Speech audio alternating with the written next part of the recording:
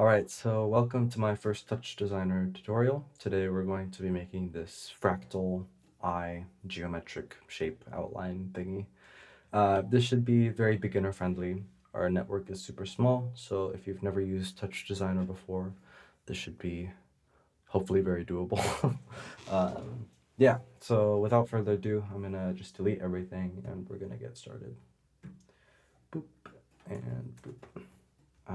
Cool. So the first thing we're going to do is we're going to add a sphere, double click, and we're going to add a sphere sop.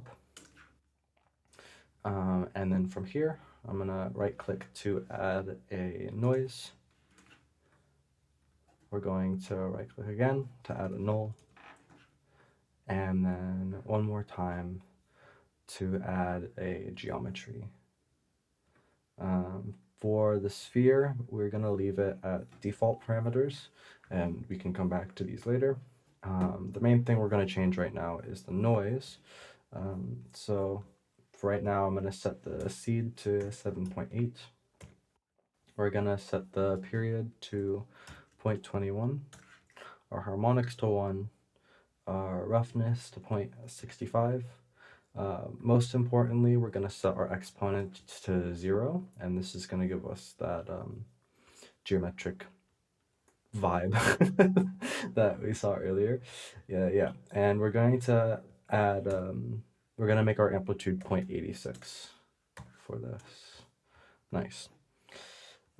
Cool. So now that we've got our base geometry set up, we're going to start up our render network. So I'm just going to double click again to add our camera.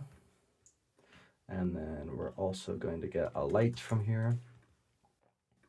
And we're also going to add our render top. Cool. So immediately we can kind of see the vibe that we're getting. I'm going to go ahead and change my resolution to 1920 by 1080. If you don't have the Pro license, go ahead and use the 1280 by 720. It should still work out fine. Yeah, so now that we've got our render, let's just be safe and add a null top to the end. And we're going to move on to our feedback loop. So I'm going to go ahead and just put all the operators down, and then we'll work backwards and change some of the parameters. Yeah, so we're going to start with an edge top, and we're going to connect this like this. We're now going to add a feedback and move this up and connect this here. We're going to do a transform. We're going to add an edge, another edge, and from here we're going to add a blur. We're going to add a level, and we're going to add, yeah, this is the end, so we're going to add a composite. Cool. So we're going to string all of these together, and we're also going to string our edge into our composite. So if you've never used a feedback loop before, we're pretty much sending all of our information through this, and then we're going to tell our composite to send it back to the We're going to tell our composite to send it back to the feedback loop by clicking and dragging it onto there, and we see this little line indicating that we've done it correctly. So we finished our feedback loop, but we don't really see anything interesting happening, and that's because our operation is set to multiply. But before we change this, I want to go into our level and go into post and set our opacity to 0.75 just to have it be a bit easier on the eyes. And we're going to change our operation to add. So as you can see, very overwhelming. Still very pretty, but yeah, if we had set our level to a lot higher, it would be quite an eyesore. So we're gonna work backwards now. We're gonna start with our transform. I'm gonna click and hold on the scale button, and this window is gonna pop up. We're gonna go to 0.01 and move it to the right 2, so we get 1.02 on both our x and our y coordinate. We're gonna actually leave our edge exactly the same, And we're going to go to our blur and increase our filter size to 16. And now when we click on our comp, we get definitely a lot easier of an image to look at, and a nice glow. I think it looks peaceful. Yeah. So from here, we're going to add some more noise.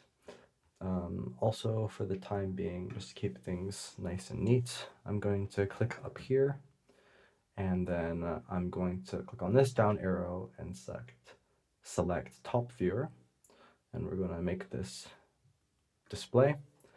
Right click in the background and set our display to no backdrop tops so we can work clearly and see over there. This just makes it a bit easier. Yeah. Cool. We're going to add another composite. We're going to add a transform. We're going to add a null, and we're going to add an out. Cool. And I'm just going to go ahead and make our null viewer active instead of our composite.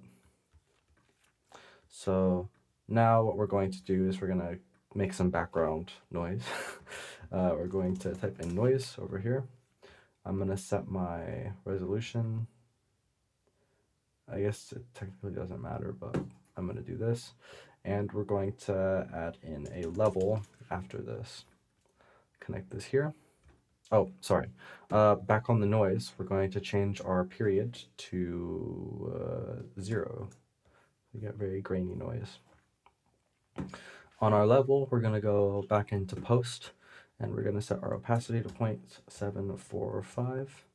We're going to set our brightness to 0.065, and now we have very dark noise. I'm just going to add a null onto this, and before I add it into the composite, I want to set our transform so that our fixed layer is our first input. And then I also want to go to our composite and change our operation to addition.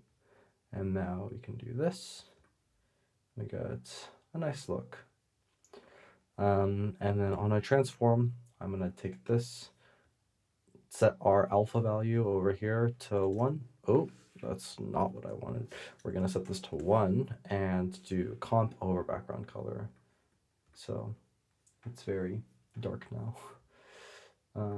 Yeah, and so this should be the gist of our look. There's a couple other things that we can do to make this a little bit more interesting. Why does it look so dark?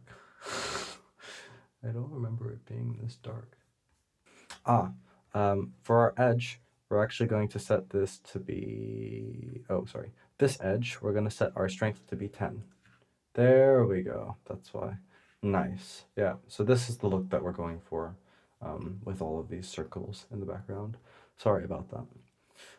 Cool. So even though we've got the main thing finished, there's still some fun things that we can do to give it some more life.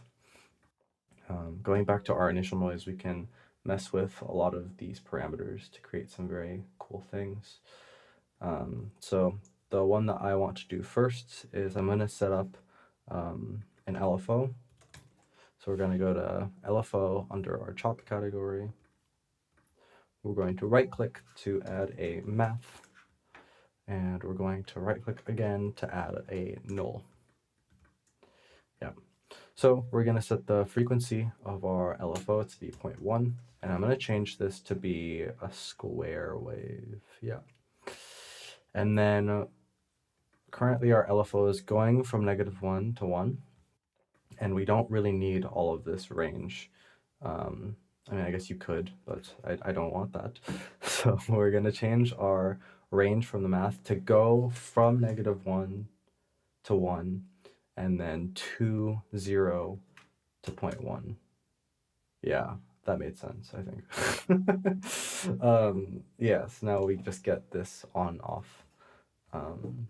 LFO, and we're going to make our null viewer active by clicking on this diamond, click on our noise, and we're going to drag this onto our exponent. So now every couple of seconds it moves from this more fluid geometric pattern to a very harsh pattern. My English is escaping me, so I'm sorry. Yeah, so that was the first thing that we can mess around with. We can also mess around with the sphere, just changing the rows and columns. Under our detail, we can really mess around with this. So create this more like glittery, shiny thing effect by just changing it to make it bigger. Oh, see daisies. This is also a cool effect if you just have a lot of CPU. As you can see, my computer is not handling this so well. It does look pretty though. Yeah, and then we can also do the exact opposite by just having like two, and then we get like more of this minimalistic geometric thing. So definitely also recommend messing around with this. I'm gonna go ahead and set this to 2040, how we started. And yeah, the last thing I'll recommend is the edge and the blur. Just taking these off can give you cool effects. So now we really have like a feedbacky feel. And then with our blur off again, we have this. It's a lot, but you could definitely make some cool stuff by just messing with a lot of the parameters that we have.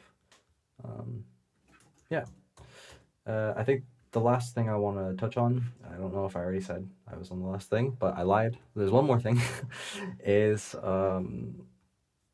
oh yeah, in the noise chop, what I had written down earlier was that our harmonics kind of acts like a speed control. So if we increase it all the way, we get this really fast and then really slow. So can mess with that, and then our amplitude and our offset are going to kind of act as like zooms, so you can get really deep into the cluster, and then the offset is kind of like a different type of zoom, but it looks really cool. So yeah, this was my TouchDesigner tutorial. I'm also still learning, so if you see any things that I did not so efficiently, I'd love to hear your feedback. And if you liked it, just, let me know. Or don't. I'll probably still keep trying to make them. Okay, yeah. Bye-bye.